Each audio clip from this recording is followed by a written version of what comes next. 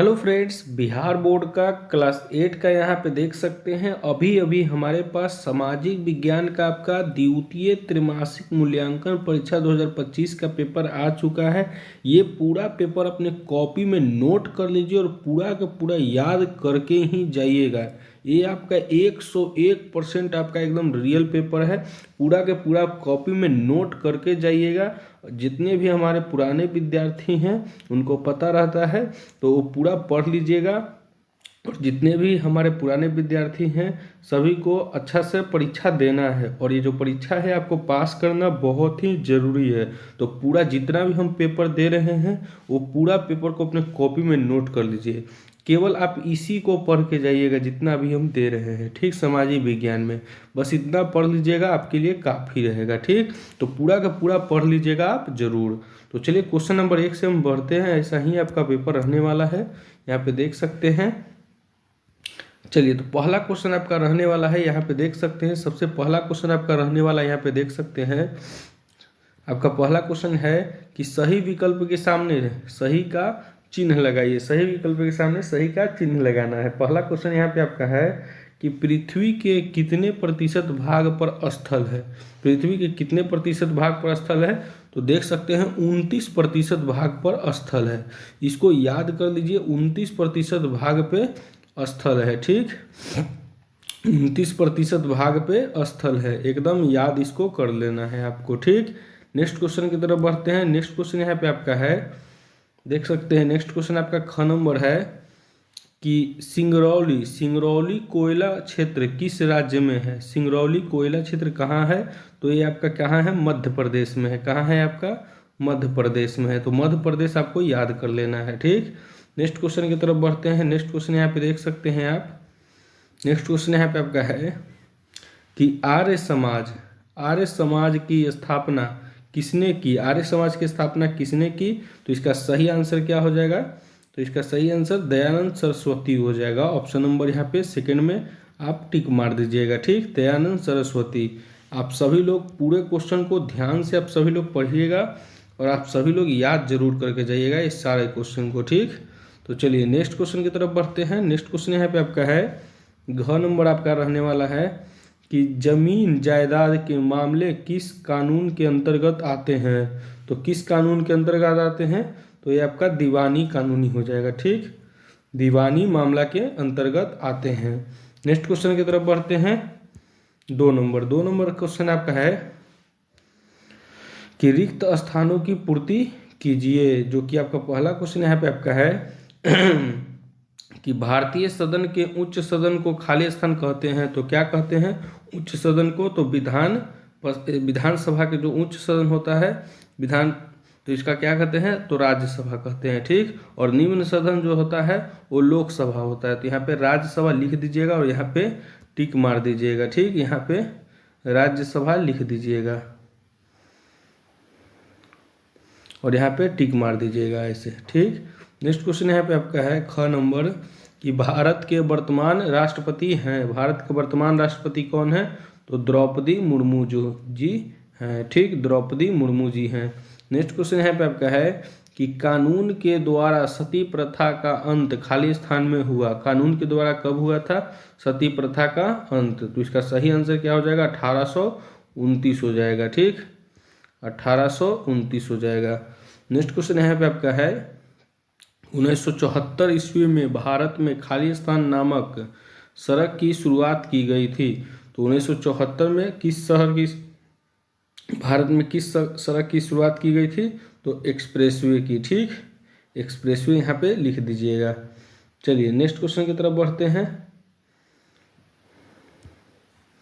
Next question यहाँ पे आपका है 3 नंबर आपका प्रश्न है मिलान करने वाला, ठीक। आपको मिलान करना है। तो चलिए मिलान करते हैं 3 नंबर को। पहला आपका स्तंभ अ को स्तंभ ब से मिलान करना है। पहला क्वेश्चन है यहाँ पे आपका जूट का प्रमुख केंद्र कौन है, तो आपका पश्चिम बंगाल हो जाएगा। नेक्स्ट क्वेश्चन है राज्यसभा में मनोनीत सदस्यों की संख्या कितनी होती है, तो 12 होती है और लोकसभा में 2 होता है। नेक्स्ट क्वेश्चन है कुंवर सिंह कहाँ के नेतृत्व कर रहे थे, 1857 की क्रांति में वो जगदीशपुर का नेतृत्व कर रहे थे। नेक्स्ट क्वेश्चन यहाँ पे आपका है कि बाल विवाह निषेध अधिनियम वर्ष 1929 हो जाएगा। ठीक, चलिए नेक्स्ट क्वेश्चन की तरफ बढ़ते हैं। नेक्स्ट क्वेश्चन यहाँ पे आपका क्वेश्चन नंबर 4। क्वेश्चन नंबर आपका 4 यहाँ पे आपका देख सकते हैं। क्वेश्चन नंबर 4 है कि किन्हीं 4 प्रश्नों के उत्तर देना है आपको। यहाँ पे देख सकते हैं यहाँ पे आपका टोटल 6 प्रश्न है। टोटल आपका 6 प्रश्न है, जिसमें से केवल आपको 4 ही का उत्तर आपको देना है। तो चलिए यहाँ पे इसका उत्तर देखते हैं। इस सभी में से 4 ही को आपको बनाना है, 2 को आपको छोड़ देना है, 2 को आपको छोड़ देना है। पहला क्वेश्चन है खरीफ और रबी फसलों में क्या अंतर है। तो इसका आंसर देखिएगा।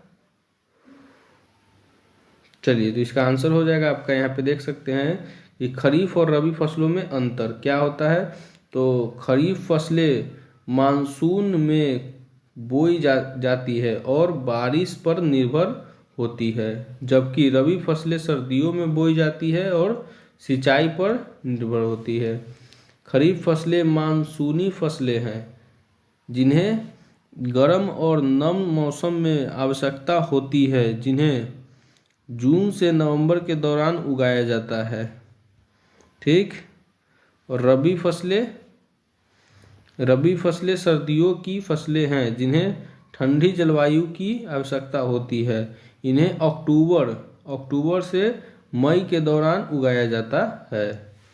चलिए नेक्स्ट क्वेश्चन यहाँ पे आपका है।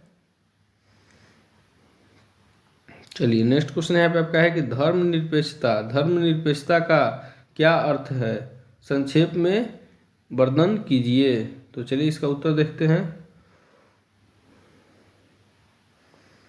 तो चलिए इसका उत्तर ये हो जाएगा आपका, यहाँ पे इसका उत्तर नोट कीजिएगा 2 नंबर में कि धर्मनिरपेक्षता का अर्थ है। तो धर्मनिरपेक्षता का अर्थ है कि राज्य या सरकार का अपना कोई आधिकारिक धर्म नहीं होता है और वह सभी धर्मों के प्रति तटस्थ रहती है। सापेक्ष में यह सभी नागरिकों को अपने धर्म की परवाह किए बिना समान अधिकार और स्वतंत्रता प्रदान करती है। ठीक, चलिए नेक्स्ट तीसरा क्वेश्चन देखते हैं। तीसरा प्रश्न आपका रहने वाला है कि जल चक्र से क्या समझते हैं। जितने भी प्रश्न बता रहे हैं सभी को अपने कॉपी में नोट करके याद जरूर आप सभी लोग कर लीजिएगा। ठीक, चौथा प्रश्न यहाँ पे देख लीजिए, भारत की पहली रेलगाड़ी कहाँ से कहाँ तक चली और कब चली थी। तो ये आपको बताना है। हम आपको क्या करते हैं कि आपको 6 का आंसर आपको बता देते हैं। ठीक, 6 का आंसर बता देते हैं, आपको केवल 4 नोट आपको करना है। ठीक, तो चलिए हम 6 का आंसर आपको बताते हैं। चलिए जल चक्र वाला देख लीजिए। जल चक्र का ये आपका आंसर हो गया। जल चक्र का यहाँ से यहाँ तक नोट कर लीजिएगा आप सभी लोग। ठीक, चलिए नेक्स्ट यहाँ पे देखते हैं 4 नंबर का। भारत की पहली रेलगाड़ी देख लीजिए। भारत की पहली रेलगाड़ी जो है 16 अप्रैल 1853 को चली थी। बम्बई से थाने के बीच चली थी। ठीक, इसने लगभग 34 किलोमीटर की दूरी तय किया था। चलिए 5 नंबर का आंसर देख लीजिए। बंधुआ मजदूरी पे था, तो बंधुआ मजदूरी का यहाँ पे देख लीजिए, आपका आंसर देख लीजिए। क्वेश्चन जो आपको पहले दिखाए थे उसको और आंसर को जरूर आप सभी लोग नोट कर लीजिएगा। और 6 नंबर का देख लीजिए। 6 नंबर का आंसर मृदा संचारण। चलिए अब देखते हैं आपको यहाँ पे क्वेश्चन नंबर 5। चलिए क्वेश्चन नंबर 5 आपका रहने वाला है। यहाँ पे देख सकते हैं क्वेश्चन नंबर 5 है कि किसी एक प्रश्न का उत्तर दीजिए। कोई एक प्रश्न का उत्तर देना है। भारतीय संविधान के मौलिक अधिकारों का वर्णन करें। ठीक, कोई एक का उत्तर दे सकते हैं। तो चलिए हम पहला का उत्तर लिखे हुए हैं, पहला का उत्तर आपको देते हैं। चलिए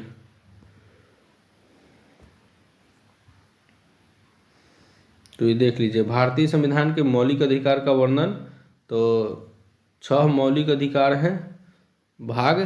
संविधान के भाग 3 के अनुसार 12 से 35 के तहत 6 मौलिक अधिकार दिए गए हैं। देख लीजिए,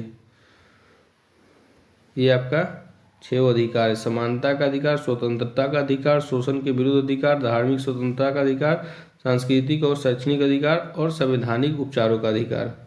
तो देख सकते हैं यहाँ पे 50 मार्क्स का जो क्वेश्चन था आपका कंप्लीट हो गया है। चैनल को सब्सक्राइब जरूर कीजिएगा। जितने भी पेपर है सब आपका आया हुआ है, डिस्क्रिप्शन में नीचे जाइएगा, वहाँ पे आपको लिंक मिल जाएगा, वहाँ पे जाकर अपना पेपर जरूर देख लीजिएगा। ठीक, तो चैनल को सब्सक्राइब जरूर कीजिएगा। वीडियो पसंद आए तो वीडियो को लाइक जरूर कीजिएगा। धन्यवाद।